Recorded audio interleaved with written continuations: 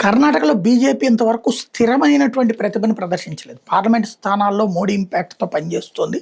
అదే సమయంలో శాసనసభలో మాత్రం ఇంతవరకు డైరెక్ట్‌గా సింగిల్ మెజారిటీ రాలేదు. ఇదివరకు ఒక 5, 10, 15 తగ్గటం, తగ్గిన తర్వాతన అవతలోళ్ళు మళ్ళీ ప్రభుత్వాలను ఏర్పాటు చేయడం, ఆ తర్వాత అందులో వాళ్ళు చీలి ఇవతలకి రావడం. కాంగ్రెస్‌లో గొడవల వల్ల బీజేపీ 2 సార్లు అధికారంలోకి వచ్చింది, 3 సార్లు అధికారంలోకి వచ్చింది. అలాంటి పరిస్థితి కాకుండా ఈ దఫా స్థిరమైనటువంటి ఇది కావాలి. కాంగ్రెస్‌లోని చీలికలు డీకే శివకుమార్ వర్గం, సిద్ధరామయ్య వర్గం వల్ల అని నమ్ముతోంది బీజేపీ. ప్లస్ పాలన పరంగా అక్కడ వచ్చినటువంటి అసహ్యం ప్రజలకి. ఇదివరకు ఏంటంటే ఈ జేడీఎస్ ఉంది కాబట్టి ఆ సమస్య ఉండేది. ఆళ్ళు చీల్చేవాళ్ళు ఓట్లు, దానివల్ల కాంగ్రెస్ ఆధిపత్యం ఉంది. ఇప్పుడు బీజేపీ నమ్ముతోంది జేడీఎస్, బీజేపీ కలిసి పోటీ చేస్తున్నాం. జేడీఎస్‌కి ఒక 25 సీట్లు ఇచ్చి మిగతాదంతా బీజేపీ పోటీ చేయాలని చూస్తోంది. అదే సమయంలో పార్లమెంట్ స్థానాల పరంగా కూడా అంతే 10% వాళ్ళకి ఇవ్వడానికి రెడీ అవుతుంది. ఇది సక్రమంగా అయితే కనుక రాబోయేటటువంటి రోజుల్లో పెను మార్పులు చోటు చేసుకుంటాయి.